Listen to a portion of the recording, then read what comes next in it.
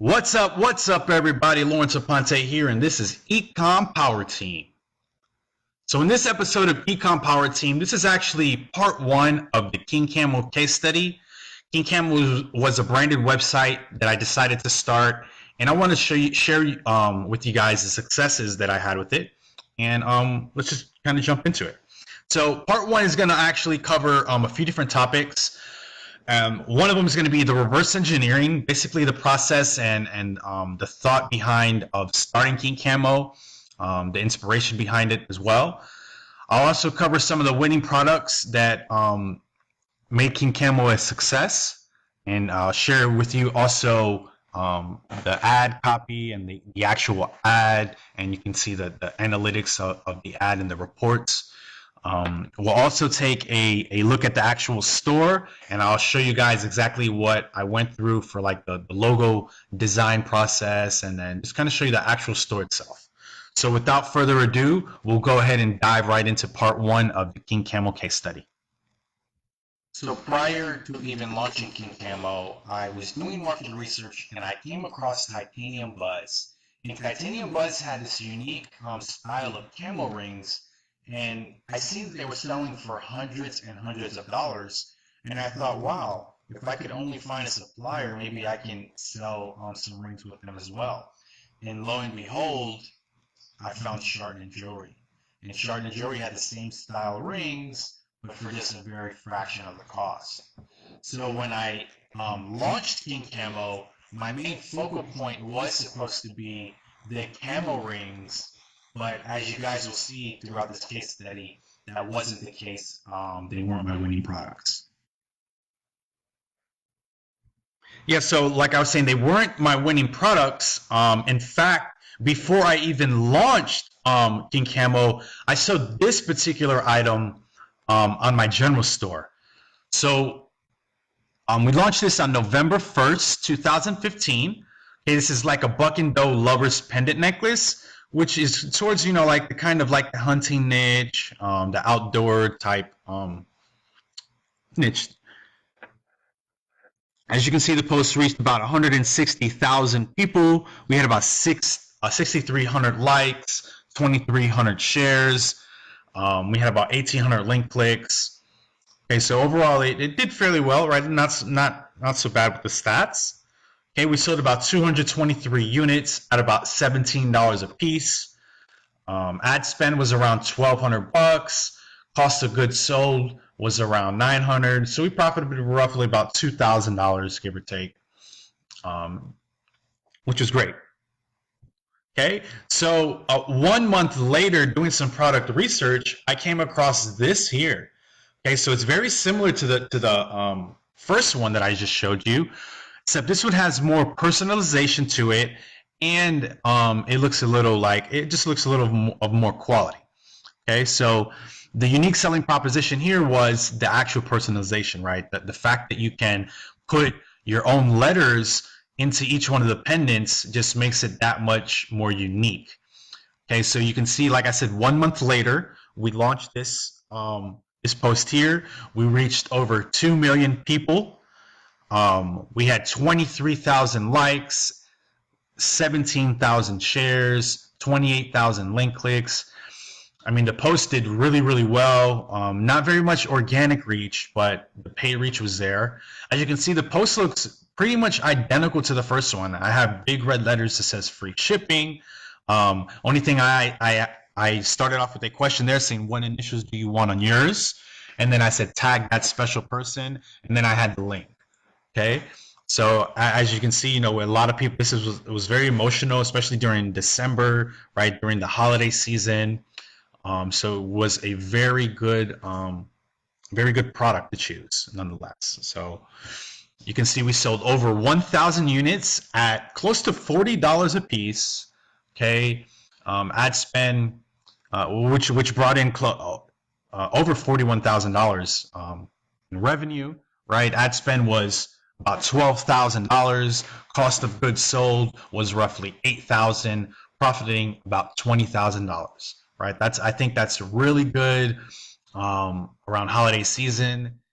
Great time, good feeling, and whatnot. So what will go up next is I'll kind of show you guys the process of just starting King Camo, like how I designed the logo, and then we'll actually show you guys the actual store. Here was the process that I took for getting the logo made for King Camo. So I came to freelancer.com, and there's a process where you can actually start a contest, and that's what I did. So when you put a contest up, basically you put up a prize. In this case, I did $25, and you put a description. So here's the description that I used.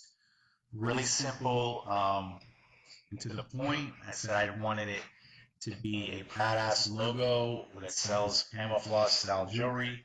I wanted it to be elegant and retro, if that even makes sense. And then I asked them to use a camouflage pattern. So I also attached a logo stampo. I'll show you guys what that looked like. So that kind of mocked this up, and this is kind of like the idea that I had made. I'm not the best artist, but it doesn't really matter. You just need kind of an idea. So once I did this, we started getting entries. And here we had a total of 58 entries. Okay, and we got 58 of those for $25. So a bunch of people gave me a bunch of different entries, as you can see. A bunch of different ones. We can just check them out really quick. So I just went through the process, and this was the winner. So that was how I went and got my logo done for King Camo. So once we got the logo done, then we just went on and proceeded to building the store. As you guys can see, there's nothing really extravagant about the store. It's actually on a free theme. We just kept everything pretty simple and straight to the point. If we go to the product, we can see nothing crazy. A few reviews at the bottom from customers that received it later on. But this is just a pretty simple website. I mean, look, even the text is small here. A lot of imperfections, but nonetheless, it's still sold and it still worked. This site, like I said, is really simple. Here's our rings that we offered here. About Us section is really fast and easy to the point. And then we had like a little customer review side. When people actually started receiving items, they started sending pictures back and kind of built like a little community on that. But other than that, that's making a pretty simple website. So here's some of the stats. We started in January, as you can see, and we ran some traffic to around June. Did a little over 70K in sales with about 1,700 orders. Those were the stats there. Okay, and one of the biggest products that we did, you can see exactly what I found. I found the same identical necklace without personalization. Okay, and I started this right after the new year, January 5th, literally 1 month after the other one, right? So literally for 3 months in a row, we sold the same item. Okay, and you can see the copy. You'd be crazy to miss this. Biggest sale of the year, 50% off today. Tag your buck or dough. And then we had the link. You can see we reached over 2.1 million people. We had over 59,000 likes, 21,000 shares, 3,500 comments. We had 18,000 link clicks. I mean, the post was really good. It had that really nice effect right before Valentine's Day. Okay, plenty of time for them to reach. We actually did self-fulfillment on this one. And you can see we sold 667 units at around $30 each, spending around $11,000 in ad spend, another $3,300 in cost of goods sold, profiting around $9,000. Not so bad for selling the same pendant for 3 months in a row.